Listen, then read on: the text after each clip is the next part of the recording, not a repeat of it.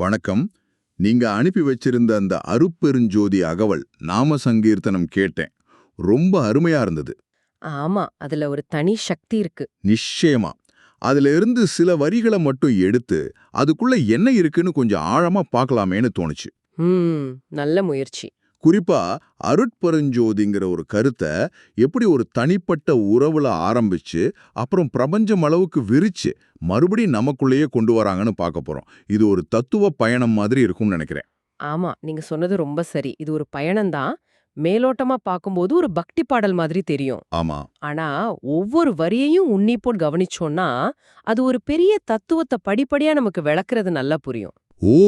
ஒரு சின்ன புள்ளியில ஆரம்பிச்சு ஒரு பெரிய வட்டமா விரிஞ்சு கடைசியில அந்த வட்டத்தோட மையமே நாமதான் சொல்ற மாதிரி ஒரு உணர்வை கொடுக்கும். சூப்பர்.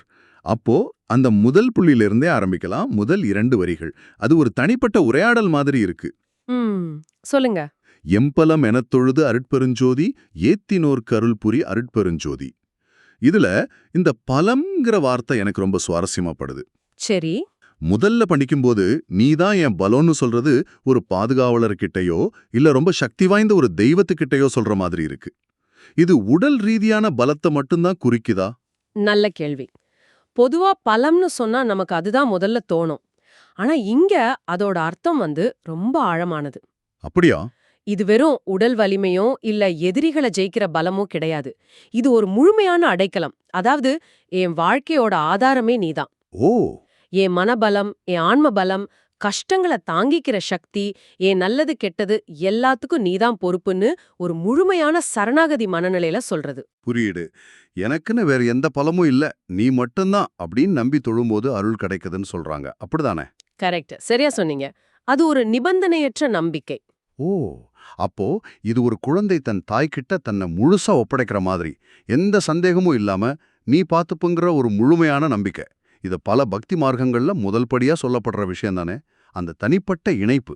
நிச்சயமா. இதுதான் அடித்தளம். ஒரு பெரிய கட்டடம் கட்டுறதுக்கு முன்னாடி அஸ்திவாரம் போடுற மாதிரி, அந்த பிரபஞ்ச தத்துவத்தை புரிஞ்சுக்கிறதுக்கு முன்னாடி இந்த தனிப்பட்ட நெருக்கமான உறவு ரொம்ப முக்கியம். சரி சரி. கடவுளுக்கும் பக்தனுக்கும் நடுவுல எந்த திரையும் இல்லாம நீயே என் பலம்னு சொல்ற அளவுக்கு ஒரு நெருக்கம் உருவாகுது. இந்த அஸ்திவாரத்துல இருந்துதான் அடுத்த கட்டத்துக்கு ஒரு பிரம்மாண்டமான பார்வைக்கு நம்மள கூட்டிட்டு போறாங்க. ஆமா. அந்த பிரம்மாண்டம் அடுத்த வரிகளிலே தெரியுது. அந்த தனிப்பட்ட உறவுல இருந்து திடீர்னு ஒரு பெரிய பிரபஞ்ச நடனத்துக்கு தாவுறாங்க. ஆமா. அம்பலத் தாடல் செய் அருட்பெருஞ்சோதி, சிதம்பரம் எனுமோர் அருட்பெருஞ்சோதி, அப்புறம் அம்பரத் தோங்கிய அருட்பெருஞ்சோதி. இங்க அம்பலம், சிதம்பரம், அம்பரம்னு ஒரே மாதிரி ஒலிக்கிற வார்த்தைகளை வச்சு ஒரு பெரிய சித்திரத்தை வரையற மாதிரி இருக்கு. அருமையா கவனிச்சீங்க. இந்த வார்த்தை விளையாட்டுக்குள்ளதான் பெரிய தத்துவம் இருக்கு. அம்பலம்னா பொதுவா சபை இல்லைன்னா அரங்கம். ஹம் முதல்ல சிதம்பரம்னு சொல்றாங்க. சிதம்பரம் நமக்கு ஒரு கோயில், ஒரு ஊர்னு தெரியும். ஆனா தத்துவ ரீதியா சித்துனா ஞானம், அம்பரம்னா வெளி. அப்போ சிதம்பரம்னா என்ன? ஞான வெளி. ஓ, ஞான வெளி. சரி. அந்த ஞான வெளியில அருட்பெருஞ்சோதி ஆடுதுன்னு வரி சொல்லுது. சரி, ஒரு குறிப்பிட்ட ஞான வெளியில ஆடுதுன்னு புரிஞ்சுக்கலாம். ஆனா அடுத்த வரியிலே அம்பரத் தோங்கிய அருட்பெருஞ்சோதின்னு வருது. இங்க அம்பரம்னா ஆகாயம், வானம்னு தானே அர்த்தம். இது எப்படி சிதம்பரத்தோட இணையுது? இதுதான் இங்க இருக்கிற ஒரு மேஜிக். இது எப்படி சொல்றதுன்னா, ஒரு கேமராவை ஜூம் அவுட் பண்ற மாதிரி. ஜூம் அவுட் பண்ற மாதிரியா? ஆமா. முதல்ல ஒரு குறிப்பிட்ட இடத்துல, அதாவது தில்லை அம்பலம்ங்கிற ஞானவெளியில நடக்கிற நடனத்தை காட்டுறாங்க. உடனே அடுத்த ஷாட்ல கேமராவை பின்னோக்கி நகர்த்தி அந்த நடனம் அந்த சின்ன இடத்துல மட்டும் நடக்கல, ஓ. அது பறந்து விரிஞ்ச இந்த ஆகாயம் முழுக்க, இந்த பிரபஞ்சம் முழுக்க ஓங்கி உயர்ந்து நடந்துகிட்டு இருக்குன்னு காட்டுறாங்க. வாவ், இது ரொம்ப பெரிய கருத்து. அதாவது அணு முதல் அண்டம் வரைக்கும் நடக்கிற ஒவ்வொரு இயக்கமும் அந்த பிரபஞ்ச நடனத்தோட ஒரு பகுதிதான்னு சொல்றாங்களா? மிகச்சரியா சொன்னீங்க. நட்சத்திரங்கள் சுத்துறது, கிரகங்கள் இயங்குறது, நம்ம உடம்புல ரத்தம் ஓடுறது வரைக்கும் எல்லாமே அந்த ஆடல் தானா? ஆமா. அந்த ஆடல்ங்கிறது சும்மா ஒரு கலை நிகழ்ச்சி இல்லை. அதுதான் ஜீவன், அதுதான் இயக்கம், அதுதான் ஆற்றல். இந்த பிரபஞ்சத்துல எதுவுமே சும்மா இல்லை. எல்லாத்துக்கும் பின்னாடி ஒரு லயத்தோட இயங்கிட்டு இருக்கிற ஒரு சக்தி இருக்கு.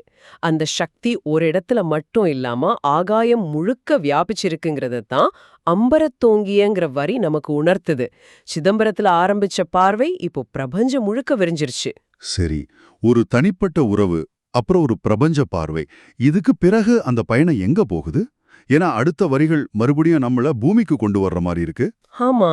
எச்சபை பொதுவென அருட்பெருஞ்சோதி இயம்பினர் அறிஞர்கள் அருட்பெருஞ்சோதி. இது ஒரு சமூக பார்வையா மாறுது. எந்த சபை பொதுவானதோ அதுவே அருட்பெருஞ்சோதின்னு அறிஞர்கள் சொல்றாங்கன்னு வருது. இது ஒரு புரட்சிகரமான சிந்தனை மாதிரி தெரியுது. இது புரட்சிகரமான சிந்தனை மட்டும் இல்ல. அந்த காலகட்டத்துல இது ஒரு மிகப்பெரிய சமூக சீர்திருத்த கருத்து. அப்படியா? யோசிச்சு பாருங்க. மதம், சாதி, இனம்னு சொல்லி மனுஷங்கள தனித்தனி சபைகளா பிரிச்சு வச்சிருந்த ஒரு காலத்துல எந்த சபை எல்லாருக்கும் பொதுவானதோ அங்கதான் நான் இருப்பேன்னு ஒரு தெய்வீக சக்தி சொல்றதா எழுதுறாங்க. ஆமா. இது எல்லா எல்லைகளையும் உடைக்கிற ஒரு அறைகூவல். இதை இன்னும் கொஞ்சம் விளக்க முடியுமா? அந்த பொதுவான சபைனா என்ன? அது ஒரு கட்டடமா இல்ல ஒரு இடமா? அறிஞர்கள் எதை பொதுவான சபைன்னு சொல்றாங்க? இதுதான் சுவாரஸ்யம். அந்த பொதுவான சபைங்கிறது செங்கல்லால கட்டின ஒரு கட்டடம் கிடையாது. அது ஒரு தத்துவம். ஒரு தத்துவமா? ஆமா. ஞானிகளும் மெய்யறிஞர்களும் எந்த இடத்துல சாதி, மத, மொழி, இன பேதம் இல்லாம எல்லாரும் ஒன்னா கூடி உண்மைய தேட முடியுமோ அந்த இடத்தான் பொதுவான சபைன்னு சொன்னாங்க. ஓ. ஒரு நவீன உதாரணத்தோட சொல்லணும்னா, தெய்வீகம்ங்கிறது ஒரு குறிப்பிட்ட ஆட்களுக்கு மட்டும் மெம்பர்ஷிப் கார்டு கொடுத்து உள்ள விடுற ஒரு பிரைவேட் கிளப் மாதிரி இல்ல. சரி, பிடிச்சுக்குதுன்னு சொல்லுதா? ஆமா. அது தனக்குன்னு ஒரு இடத்த பிடிச்சுக்குதுன்னு சொல்றதை விட அதுதான் என் உண்மையான வீடுன்னு சொல்ற மாதிரி இருக்கு. ஆ. சிதம்பரங்கிறது ஒரு குறிப்பிட்ட இடம். ஆனா இந்த பொதுவான சபைங்கிறது ஒரு கருத்தியல். அது எங்க வேணாலும் இருக்கலாம். பேதமில்லாத அன்பு எங்க இருக்கோ அங்கே அந்த சபை உருவாகுது. அந்த சபையில அருட்பெருஞ்சோதி குடியேறுது. நீங்க சொல்லும்போது தோணுது, இந்த பொதுவான சபை ஒருத்தரோட இதயமா கூட இருக்கலாமே. நிச்சயமா. எப்ப ஒருத்தரோட மனசுல இருந்து விருப்பு வெறுப்பு, உயர்வு தாழ்வு எல்லாம் போய் எல்லாரையும் சமமா ஏத்துக்கிற பக்குவம் வருதோ, அப்ப அவங்க இதயமே ஒரு பொதுவான சபையா மாறிடுது இல்லையா? மிக அருமையான பார்வை. பயணம் இப்போ வெளியில இருந்து உள்ள திரும்ப ஆரம்பிக்குது. பிரபஞ்சம் முழுக்க தேடின ஒரு விஷயம் இப்போ நமக்கு உள்ளேயே இருக்கிற ஒரு அகவெளியாக மாற வாய்ப்பிருக்கு. ஆமா. சமத்துவமும் அன்பும் நிறைந்த ஒரு மனசுதான் உண்மையான வழிபாட்டுத் தலம். அந்த அகவெளியிலையும் அருட்பெருஞ்சோதி இடங்கொள்கிறது. ஆக இந்த தத்துவ பயணம் அதோட உச்சத்தை நோக்கி போகுதுன்னு நினைக்கிறேன். இப்போ இறுதி கட்டத்துக்கு வர்றோம். இவ்வளோ பெரிய தத்துவங்களை எல்லாம் பேசிட்டு திடீர்னு ரொம்ப எளிமையான கருணை நிறைந்த ஒரு வரி வருது. வாடுதன் நீக்கிய அருட்பெருஞ்சோதி. இது கேட்கவே ரொம்ப ஆறுதலா இருக்கு. ஆமா. இதுதான் இந்த தத்துவத்தோட மனிதாபிமான முகம். அது பிரபஞ்சத்தையே இயக்குற சக்தியா இருக்கலாம், ஞானிகளோட சபையில இருக்கலாம். ஆனா அதோட அடிப்படை குணம் என்னன்னா கருணை. கருணை. உயிர்களோட துன்பத்தை பார்த்து சகிக்க முடியாம அவங்களோட வாட்டத்தை போக்குறது தான் அதோட முதல் வேலை. பசியால வாடுறவங்க, நோயால வாடுறவங்க, மனக்கவலையால வாடுறவங்கன்னு எல்லா உயிர்களோட துயரத்தையும் நீக்கிற ஒரு பேராற்றலா அது இருக்கு. சரிதான். இது வெறும் தத்துவம் இல்ல, இது ஒரு செயல்பாடு, ஒரு சேவைங்கிறத இந்த வரி ஆணித்தரமா சொல்லுது. பிரபஞ்ச நடனம் ஞான சபைன்னு பேசிட்டு கடைசியில பசிப்பினை போக்குறதா முக்கியம்னு சொல்றதா இந்த தத்துவத்தோட தனிச்சிறப்பு. ஆமா. இதை தொடர்ந்து வர வரிகள் மணிமன்றிடை அருட்பெருஞ்சோதி ஆடுதல் வல்ல அருட்பெருஞ்சோதி. மறுபடியும் ஆடல் வருது, ஆனா இந்த முறை இடம் மாறுது. மணிமன்று. மணிமன்று. இதுக்கு முன்னாடி அம்பலம், சிதம்பரம், அம்பரம்னு பார்த்தோம். இப்ப மணிமன்று. இது எதை குறிக்குது? மணிமன்றுனா நேரடி பொருள் ரத்ன சபை அல்லது அழகான சபை. சிதம்பரத்துல பொன்னம்பலம், வெள்ளியம்பலம் இருக்கிற மாதிரி இது மணிமண்டபம். ஓகே. தத்துவ வார்த்தமா பார்த்தா இது நம்ம உணர்வு நிலையோட மிக மிக உயர்வான ஒரு இடத்த குறிக்குது. நம்ம ஆன்மாவோட மையப்பகுதின்னு சொல்லலாம். ஆன்மாவின் மையப்பகுதியா? ஆமா. எந்த களங்கமும் இல்லாத தூய்மையான ஒளி வீசக்கூடிய நம்ம உள் மனசோட கருவடை. அப்போ பிரபஞ்சமெங்கும் ஆடி அதே சக்தி இப்போ நமக்குள்ளேயே இருக்கிற அந்த ரத்தின சபையில ஆடுதுன்னு சொல்றாங்களா? இதுதான் பயணத்தோட முடிவா? இதுதான் உச்சக்கட்டம். பயணம் ஒரு முழு வட்டத்தை நிறைவு செய்யுது. அப்படியா?